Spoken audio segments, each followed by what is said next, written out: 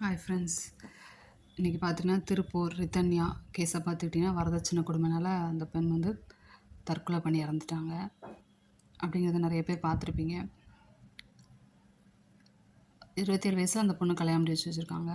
அப்போனா பொறுமையாக பார்த்து தான் கல்யாணம் முடிச்சு வச்சுருப்பாங்க. நீங்கள் நிறைய பேர் சொல்லலாம், நல்லா விசாரித்து கல்யாணம் முடிச்சு வைக்க வேண்டியதானே அப்படின்னு சொல்லி நீங்கள் நினைக்கலாம்.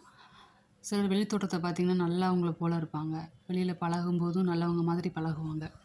ஆனால் உள்ளே போய் பார்த்தா தான் அவங்களுடைய இன்டென்ஷன் என்ன அப்படிங்கிறது நமக்கு தெரியும். அந்த பொண்ணே சொல்லியிருப்பாங்க, நம்மளை நம்ப வச்சு இது பண்ணிட்டாங்க அப்படின்னு சொல்லிட்டு. இப்போது நல்லவங்க மாதிரி வெளியுலகத்துக்கு வந்து அவங்க பார்த்தா நல்லவங்க, டீசெண்டான ஃபேமிலி அப்படின்னு சொல்லிட்டு இருப்பாங்க. ஆனால் உள்ளே போய் பார்த்தா தான் தெரியும் அவங்களுடைய சுயரூபம் என்ன அப்படின்ட்டு. ஆமாம், அது வந்து தெரியாது. அப்படி தான்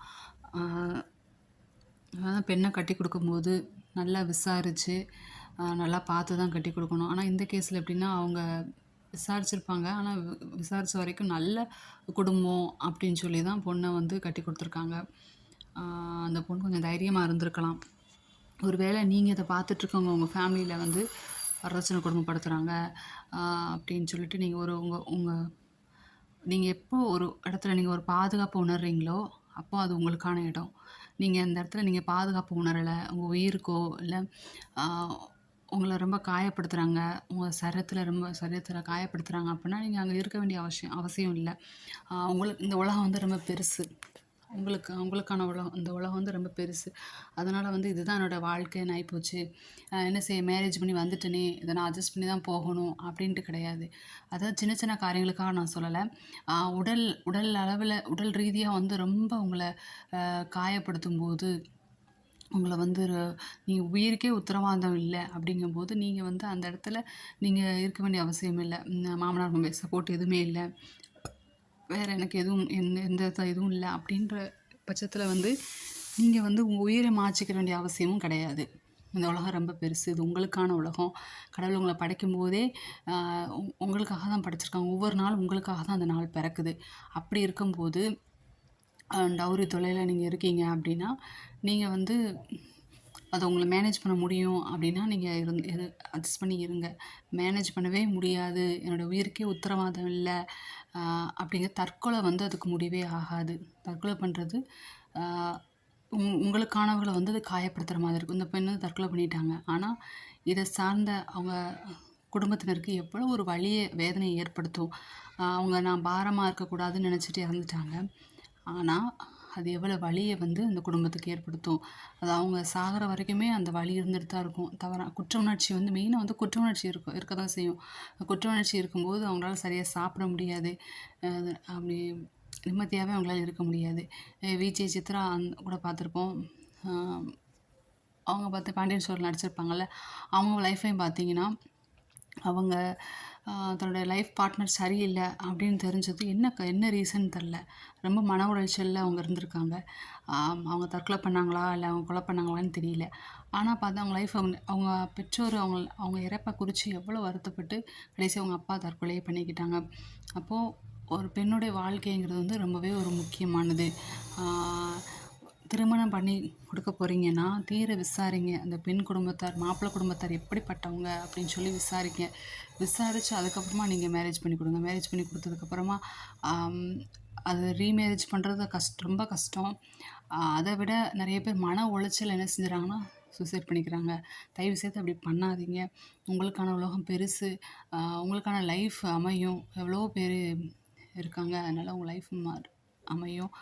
அது மட்டும் இல்லை, வரதட்சணை வாங்கி கல்யாணம் பண்ணுறவங்க அந்த பணத்தில் சாப்பிட்றாங்கன்னா அது வந்து அவங்க சோறை சாப்பிடல, அது நரகளை சாப்பிட்றதுக்கு சமம் தான் நான் சொல்வேன்.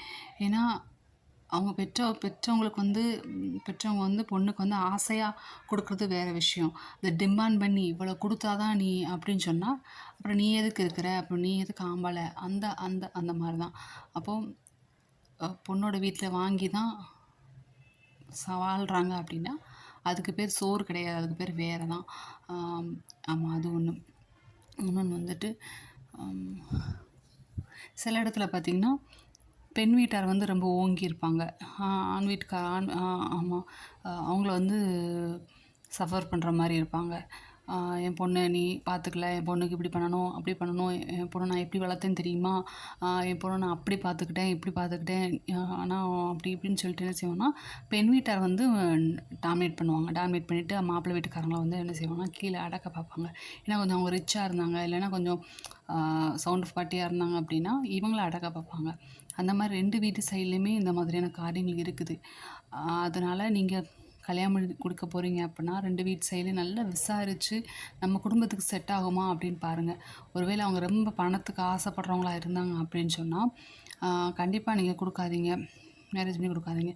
உங்களோட கொஞ்சம் வசதி கம்மியாக இருந்தாலும் பரவாயில்ல, உங்கள் பையனை உங்கள் பொண்ணை ஹாப்பியாக நல்லா வச்சுக்கிறாங்களா, தாராளமாக நீங்கள் கல்யாணம் பண்ணி கொடுங்க. சொசைட்டிக்காக நான் வந்து பெரிய இடத்துல மேரேஜ் பண்ணி கொடுக்கணும், பெரிய பேர் புகழோட இருக்கணும் அப்படின்னு நினச்சி கல்யாணம் பண்ணி கொடுக்காதீங்க. என் பொண்ணு கடைசி வரைக்கும் சந்தோஷமாக இருப்பாளா, என் பையன் கடைசி வரைக்கும் சந்தோஷமாக இருப்பானா அப்படின்னு மட்டும் பார்த்து நீங்கள் மேரேஜ் பண்ணி கொடுங்க. ஏன்னா திருமண லைஃப்ங்கிறது வந்து ஜஸ்ட் லைக் தட் அப்படின்றது கிடையாது. இது வந்து லைஃப் லாங்காக நம்ம நீடிக்கிற ஒரு உறவு. அப்படி இருக்கும்போது நல்ல வரன்களை பார்த்து நீங்கள் திருமணம் பண்ணி கொடுங்க. அது மட்டும் இல்லை, அது மாதிரி டைரக்டர் சங்கர் அவங்கள பார்த்துட்டிங்கன்னா அவங்க பொண்ணுக்கு வந்து முதல் வாழ்க்கை வந்து சரியாக அமையலை. பிரபலமாக பத்திரிக்கையாளர் முன்னாடி மீடியா முன்னாடி தான் வந்து திருமணம் முடித்தாங்க. ஆனால் அவங்களுடைய பொண்ணோட ஃபஸ்ட்டு லைஃப் வந்து சரியாக இல்லை அப்படின்னா அவங்க வந்து 2வது லைஃப் வந்து அவங்களுக்கு அமைச்சு கொடுத்தாங்க. அந்த பொண்ணும் தைரியமாக இருந்தாங்க. அது மாதிரி நீங்கள் தைரியமாக இருங்க, ஒவ்வொருத்தரும் தைரியமாக இருங்க. முதல் வாழ்க்கை இப்படி ஆயிடுச்சு அப்படின்னு சொல்லிட்டு நீங்கள் நொந்து போகாதீங்க. முதல் வாழ்க்கை அப்படி இருந்தது, உடனே அதுக்காக ரீமேரேஜ் பண்ணிக்கணும்னு கிடையாது. கொஞ்ச நாள் போகட்டும், உங்கள் மனம் வந்து மாறும்போது நீங்கள் அடுத்த உங்கள் வாழ்க்கை துணையை தேர்ந்தெடுத்துக்கொள்ளுங்க. ரஜினிகாந்தோட மகா அவங்க வந்து ஒரு குழந்தையே இருக்குது.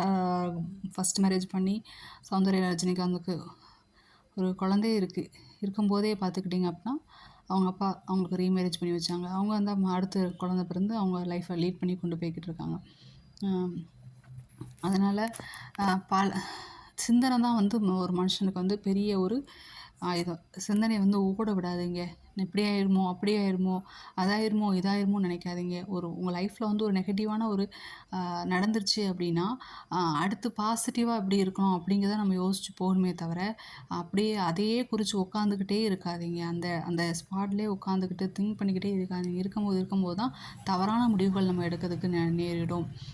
அதனால் நீங்கள் ஒருவேளை உங்கள் திருமண வாழ்வு உங்களுக்கு சரியாக அமையலைன்னா அதுக்கு தற்கொலை ஒரு முடிவு கிடையாது. நீங்கள் உங்களுக்கான லைஃப் வந்து பெருசு.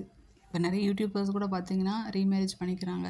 முதல் லைஃப்பில் வந்து ரொம்ப டார்ச்சராக இருக்குது அப்படின்னா அவங்க கொஞ்ச நாள் பொறுத்துட்டு கொஞ்ச நாளுக்கு அப்புறமா அவங்க தன்னுடைய வாழ்க்கை துணையை தேர்ந்தெடுத்து சந்தோஷமாக ஹாப்பியாக வாழ்ந்துக்கிட்டு இருக்காங்க.